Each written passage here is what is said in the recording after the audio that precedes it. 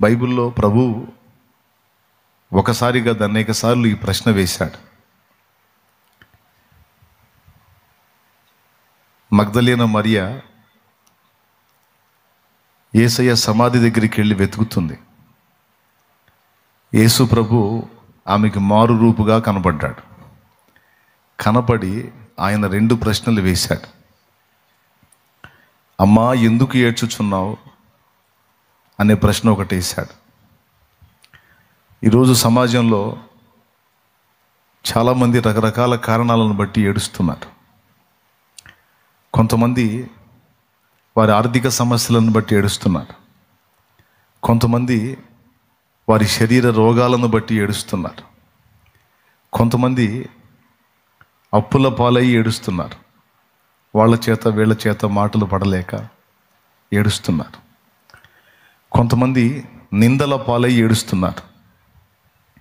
మరి కొంతమంది కుటుంబ సభ్యులు చెడిపోయి వారు దుర్భరమైన జీవితంలో ఉంటే వారి బ్రతుకులను చూసి ఏడుస్తున్నారు. కొంతమంది ఆత్మీయ జీవితంలో పడతాలు లెగుస్తా స్థిరత్వం లేని స్థితిలో నేను ఎందుకు నిలబడలేకపోతున్నాను, దేవునికి ఇష్టమైన విధంగా నేను ఎందుకు బతకలేకపోతున్నాను అని ఏడుస్తున్నారు. ఇలా మన ఏడుపులకి చాలా కారణాలు ఉంటాయి. కొంతమంది పక్క వాళ్ళు సంతోషంగా ఉంటే చూసి ఏడుస్తూ ఉంటారు. నీ ఏడుపు ఎందుకురా అంటే వాడు సంతోషంగా ఉన్నాడని నేను ఏడుస్తున్నాను అనేది ఒక టైపు ఏడుపు, అది ఏడుపే. మరి కొంతమంది నేను తప్పు చేసి దొరికిపోయాను అని ఏడుస్తూ ఉంటారు. ఇలాగా ఏడుపుకు రకరకాల కారణాలు ఉన్నాయి. కొన్ని న్యాయమైన కారణాలు ఉన్నాయి, కొన్ని పిచ్చి కారణాలు ఉన్నాయి.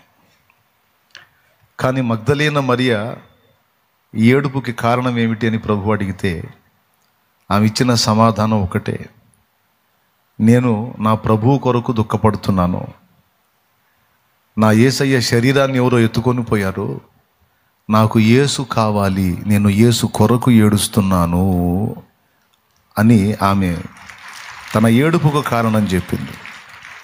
అప్పుల్ని బట్టి కానీ, ఆర్థిక సమస్యల్ని బట్టి కానీ, రోగాలను బట్టి కానీ, నిందల్ని బట్టి కానీ, అవమానాలను బట్టి కానీ, ఆకలి బాధను బట్టి కానీ, ఈర్ష్య అసూయలతో కానీ, ఈ కారణాలు ఏ కారణాలను బట్టి తన ఏడుపును తెలియజేయాల. ఆమె ఏడుపుకు కారణం ఒక్కటే, ఆమెకు యేసు కావాలి. యేసు నిమిత్తం ఆమె ఏడుస్తుంది. యేసు ప్రభుకి దూరంగా ఉండటం ఆమెకు కష్టమైపోయింది. కొన్ని సంవత్సరాలు ఆయనతో పాటు ప్రయాణం చేసింది. ఆయన ఎటు పోతే అటు తిరిగింది. ఇప్పుడు ఆయన లేడు. ఆయన శరీరము వస్త్రములతో చుట్టబడి సమాధిలో ఉంచబడింది. పోనీలే శరీరం అన్నా ఉంది అని సంతోషపడితే ఇప్పుడు వచ్చి చూస్తే ఆ సమాధి తెరవబడి ఆ శరీరం కూడా లేదు. సజీవంగా నాతో ఉండనే లేదు, మృత స్థితిలోనన్నా నాతో ఆ దేహాన్ని ఉంచుకుందాం, కాపాడుకుందాం అనుకుంటే అట్లా కూడా ఉంచలేదు. టోటల్గా నా యేసు నాకు దక్కకుండా పోయాడు, నాకు యేసు కావాలి అనేది ఆమె ఏడుపు. ఎందుకు అంతసేటు యేసుని ప్రేమించింది? ఏ కారణాన్ని బట్టి ప్రేమించింది?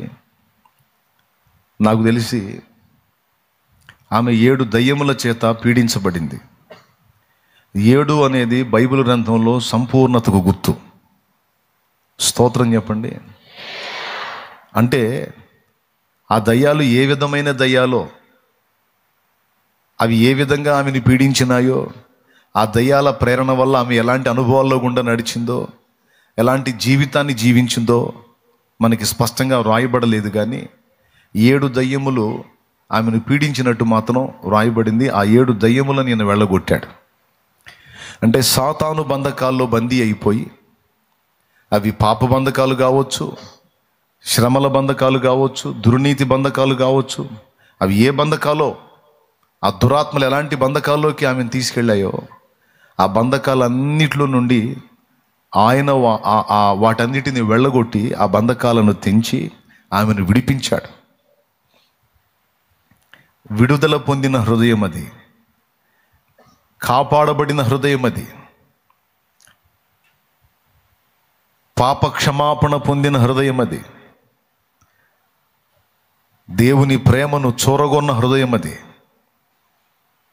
ఆటోమేటిక్గా దేవుణ్ణి ప్రేమించడం మొదలుపెట్టింది, ప్రభుని ప్రేమించడం మొదలుపెట్టింది, ప్రభుతో జీవితాన్ని మొదలుపెట్టేసింది. ప్రభుతో నడుస్తూ ఉంటే ఆమెకి ఇక వేరే లోకం ఏది పట్టలేదు. ఆయనే ఒక ప్రపంచం అయిపోయాడు.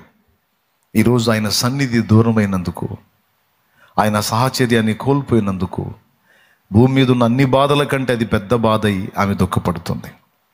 ఏమమ్మా నీకు ఇంకా వేరే సమస్యలు లేవా, వేరే ఇబ్బందులు ఏం లేవా అంటే, ఎన్ని ఇబ్బందులు ఉన్నా అన్నిటికీ సమాధానం చెప్పగలిగేవాడు నా యేసయ్య. ఆయన ఒక్కడు నాకు తోడై ఉంటే, ఆయన ఒక్కడు నాతో ఉంటే రోగ భయము లేదు, మరణ భయము లేదు, ఆర్థిక భయము లేదు, శత్రు భయము లేదు, నిందలు అవమానాల భయము లేదు, పాప భయము లేదు. ప్రభు నాతో ఉంటే అని ఆమె ఏడుపుని ప్రభు నిమిత్తము ఏడుస్తున్నట్టు ఆమె వ్యక్తపరిచింది. ఒకటి విడుదల పొందింది, రెండవది సదా ఆయనతోనే ఉండగోరుతుంది. మరి ఈరోజు మీరు ఏ కారణం చేత కన్నీరు గారుస్తున్నారో మిమ్మల్ని మీరే పరిశీలించుకోండి. సమస్యల కోసమా, ఇబ్బందులను బట్టే? వీటన్నిటినీ పరిష్కరించి నిరంతరం నీకు తోడై ఉండి నిత్యత్వంలో నువ్వు చేరు పర్యంతం నిన్ను నడిపించే యేసు కోసమా నీ ఏడుపు? ఎందు నిమిత్తం నీ ఏడుపు? ఎందు నిమిత్తం నీ కన్నీళ్ళు? నేనైతే కొన్ని సంవత్సరాల క్రితం నేనెందుకు ఏడుస్తున్నానో, నేను ఎవరిని వెతుకుతున్నానో ఒక పాట పాడుకున్నాను నేను. ఆయన 2 అడిగాడు మరియని, మగ్దలీన మరియని, నీవెందుకు ఏడ్చుచున్నావు, ఎవరిని వెతుకుచున్నావు? నేను ప్రభువు కోసం ఏడుస్తున్నాను, ప్రభువునే వెతుకుతున్నాను. ఇంకా ఈ లోకంలో చాలా ఉన్నాయి కదా, అవేం పట్టవా నీకు? నాకు అవేం పట్టవు, నాకు ఆయన ఉంటే చాలు. నా ప్రభువుతో నేనుంటే ఆయన సహవాసం ఈ అధమలోక సుఖాలన్నీ అధిగమించేటట్టు నన్ను చేస్తుంది. ఈ అధమలోక సుఖాలు ఏవి కూడా నా యేసయ్య సహవాసంలో ఉన్న ఆనందాన్ని నాకు ఇవ్వలేవు. యేసయ్య ఉంటే మనశ్శాంతి, యేసయ్య ఉంటే గుండె ధైర్యం, యేసయ్య ఉంటే ఆనందం, యేసయ్య ఉంటే సంతోషం. నా ప్రభు సన్నిధి నాతో ఉంటే, ఆయన నాతో ఉంటే అగ్నిగుండం కూడా ఆహ్లాదంగా మారిపోతుంది. ఆయన సన్నిధి నాతో ఉంటే సింహాల నోళ్ళు కూడా మూతపడతాయి. సింహాల మధ్యలో నేనున్నా కూడా అది నాకు రమ్యమైన ప్రార్థనా స్థలంగా మారిపోతుంది ఆయన నాతో ఉంటే. అలాంటి సన్నిధి నాకు కావాలి, ఆయన కావాలి, ఆయన సహవాసం కావాలి. కొన్ని సంవత్సరాల క్రితం దాదాపు 8,000 మంది సంఘం, 6 నుంచి 8,000 మంది పైచిలుకు సంఘం ఏర్పడినప్పుడు వెలిచూపులకి చాలామందికి నేను చాలా పరిచర్య చేస్తూ చాలా ఆనందంగా, సంతోషంగా, ఉల్లాసంగా, ఉత్సాహంగా కనపడుతున్నప్పటికీ నా ఆత్మీయ దారిద్ర్యాన్ని నేను గుర్తెరిగి దేవుని పాదాల దగ్గరికి వెళ్ళి నేను ఆయన సన్నిధిని వెతికి, యేసు నీ కోసం వెతికే నా ప్రాణం అని పాడుకున్నాను. మీ అందరికీ తెలుసు ఆ పాట. అంటే నా ఏడుపు కారణం, నా దుఃఖానికి కారణం నేను ఆయనతోనే చెప్పుకున్నాను. ఈ పరిచర్య ఏమీ లేనప్పుడు, ఈ బాధ్యతలు, ఈ బంధాలు ఇవన్నీ ఏమి లేనప్పుడు, నేను ఒక సాధారణమైన స్థితిలో, ఒక సామాన్యుడిగా ఎవరికి పట్టని స్థితిలో నేను ఉన్నప్పుడు నీకు నాకు మధ్య సాహచర్యం చాలా బాగుండింది. అప్పుడు ఇక వేరే ప్రపంచం లేదు. నా కష్టం ఏదో నేను చేసుకొని నా కుటుంబాన్ని ఏదో పోషించుకుంటూ మిగిలిన సమయం అంతా నీతోనే గడుపుకున్నాను. ఎటుపోయినా నీ ధ్యాసే, నీ లోకమే. ఇప్పుడు పరిచర్య, సేవ, బాధ్యత, విశ్వాసులు, పరిచారకులు, సేవకులు, సంఘాలు అని రకరకాలన్నీ మధ్యలో వచ్చేసాయి. అవన్నీ నీకు చెందినవే, నీ పరిచర్య, నీ పిల్లలే. కానీ ఇవన్నీ విస్తరించడం మొదలుపెట్టిన తర్వాత నేను నీతో ఎక్కువ సమీపంగా ఉండలేకపోతున్నాను. నీ సాహచర్యాన్ని నాడు అనుభవించినట్టు నేడు అనుభవించలేకపోతున్నాను. ఇది ఇలానే కంటిన్యూ అయితే చివరికి నేను చేతికి కూడా వచ్చే స్థితిలో లేను దేవా అని నేను దేవునికి తెలియజేసుకున్నాను. వేకువ కోసం కావలివాడు ఆశతో వేచినట్లు కలత నిండిన నా హృదయం నీకై చూచుచున్నది. వేకువ కోసం కావలివాడు ఆశతో చూచినట్లు కలత నిండిన నా హృదయం నీకై చూచుచున్నది. నిరాశ ఊబి దిగిరాంది నీపై ఆశ నన్ను నిలిపింది. నిరాశ ఊబి దిగిరాంది నీపై ఆశ నన్ను నిలిపింది. నీవే చేరకుంటే నన్ను చేరదీయకుంటే, నీవే చేరకుంటే నన్ను చేరదీయకుంటే కన్నీళ్లలో నేనుంటాను, కలలా ముగిసిపోతాను. కడువేదనతో ఉంటాను, కలలా ముగిసిపోతాను. యేసు నీ కోసం వెదికే నా ప్రాణం, నా తండ్రి నీ కోసం ఆరాటం. కాలాలు మారిపోతున్నా నీకు చేరువ కాలేకున్నా, నా సమీపానను నిలుచున్నా నిన్ను చేరలేకపోతున్నా. కాలాలు మారిపోతున్నా నీకు చేరువ కాలేకున్నా, నా సమీపానను నిలుచున్నా నిన్ను చేరలేకపోతున్నా. యేసు నీ కోసం వెదికే నా ప్రాణం, నా తండ్రి నీ కోసం ఆరాటం. Praise the Lord. మనం బాధపడితే, దుఃఖపడితే, కన్నీరు విడిస్తే, వెతికితే, నిజంగా మనం యేసయ్యను ప్రేమించిన హృదయం గలవారమైతే, నిజంగా భక్తిపరులమైతే, మన కన్నుల నుండి కన్నీళ్లు ఆయన నిమిత్తం, ఆయన సాహచర్యం నిమిత్తమే రావాలి. మనం ఒకవేళ మోకాళ్ళుని ప్రార్థనలో వెతికితే మిగిలిన వాటన్నిటిని కాదు, ఆయనను ఆశించి ఆయననే వెతకాలి. నేను రాత్రి కొన్ని సమస్యల గురించి మీ చేత ప్రార్థన చేయించాను. అయిపోయింది, ఆ సెక్షన్ అయిపోయింది, చెప్పేశాం. ఇంకా అదంతే. దేవుడు ఆయన సన్నిధిలో ఆ ప్రార్థన వినబడింది, ఖచ్చితంగా జవాబిస్తాడు. కానీ ఈరోజు రేపు కూడా పొద్దస్తమానం మనం అయ్యే వెతుక్కోవటం కాదు. ఇప్పుడు కొన్ని సమస్యలు వచ్చినాయి, పరిష్కారం కోసం ప్రార్థన చేశాం, అవి తీసేస్తాడు, అంతటితోనే మనం వెళ్ళిపోతామా? మళ్ళీ మనకి లైఫ్ ఉంది. ఆ ఉన్న జీవితంలో మళ్ళీ వస్తాయి, మళ్ళా ప్రార్థన చేస్తాం, తీసేస్తాడు. ఇంకొంతకాలం గడిచిన తర్వాత, జరిగిన తర్వాత మళ్ళీ వస్తాయి. మనం ఉన్నంత వరకు ఈ భూమి మీద పోరాటము తప్పదు. అవన్నీ వస్తూ ఉంటాయి, మనం మొర్ర పెడతాం, ఆయన తీసేస్తూ ఉంటాడు, మళ్ళీ ఫ్రీ అవుతాం.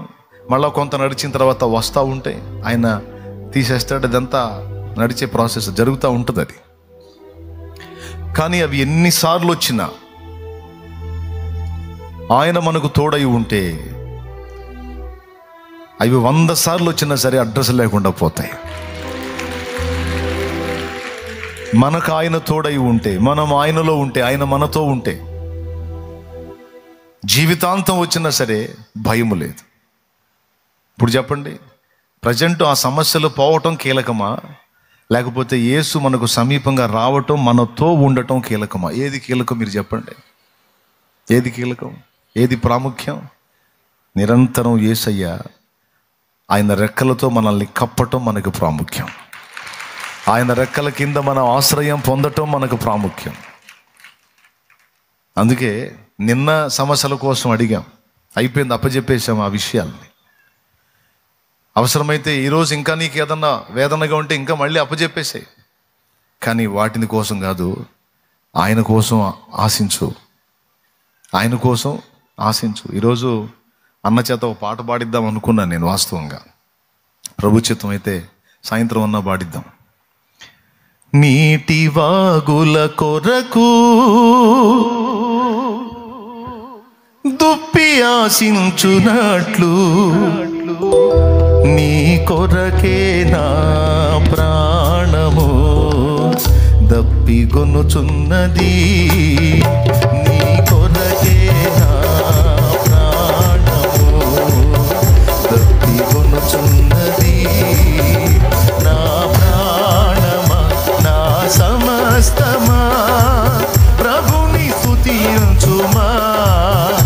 నా యేసు చేసిన మేలను నీవు మరువకుమా. నా యేసు చేసిన మేలను నీవు మరువకుమా. నా ప్రాణమా, నా సమస్తమా. Praise the lord. తమ్ముడు, నువ్వు ఈరోజే వచ్చావో లేకపోతే నిన్న వచ్చావో, నువ్వు ఇప్పటికి ఎన్నిసార్లు వచ్చావో లేకపోతే ఎక్కడో ఉండి లైవ్లో ఎంత కనెక్ట్ అయ్యావో నాకైతే తెలీదు.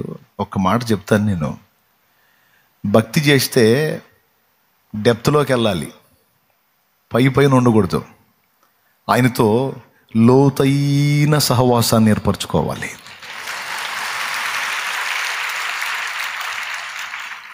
స్త్రీలకి చెప్తున్నాను, పురుషులకి చెప్తున్నాను.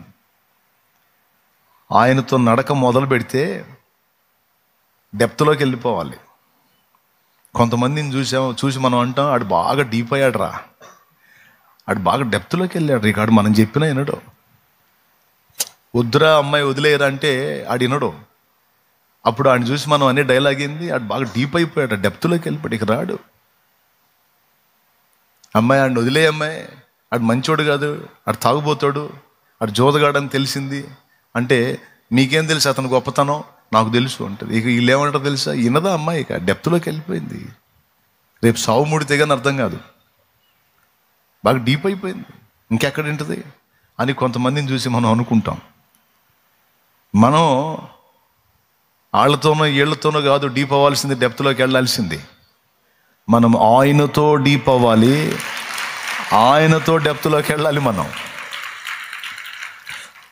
ఆయనతో లోతైన అనుబంధాన్ని మనం సరిగ్గా వేసుకోగలిగితే, పెనవేసుకోగలిగితే, నేను చెప్తున్నాను, నీ ఒక్కడి సమస్యలు పరిష్కారం అవటం కాదు, నువ్వు ఒక్కరితేవే బాగుపడటం కాదు, నువ్వు నీ జీవిత కాలం అంతట్లో అనేక మందికి దీవెనకరంగా మారిపోతావు, ఆశీర్వాదంగా ఉంటావు.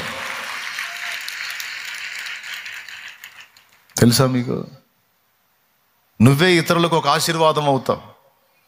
డబ్బు ఒక ఆశీర్వాదం, భూమిలో ఒక ఆశీర్వాదం, పిల్లలో ఒక ఆశీర్వాదం.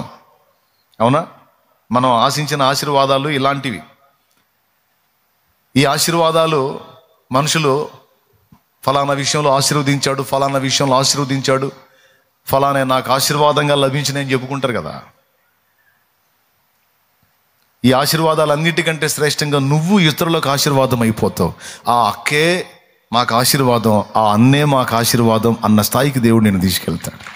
వెళ్ళిపోతాను ఆటోమేటిక్.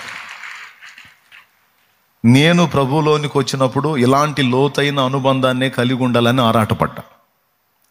ఆ ఆరాటం, ఆ తపన, ఆయనతో లోతుగా పెనవేసుకున్న ఆ అనుబంధం నన్ను ఇక్కడ తీసుకొచ్చి నిలబెట్టింది. మీలో ఎంతమందికి అర్థమవుతుందో ఏమో నేను చెప్పిన సంగతి.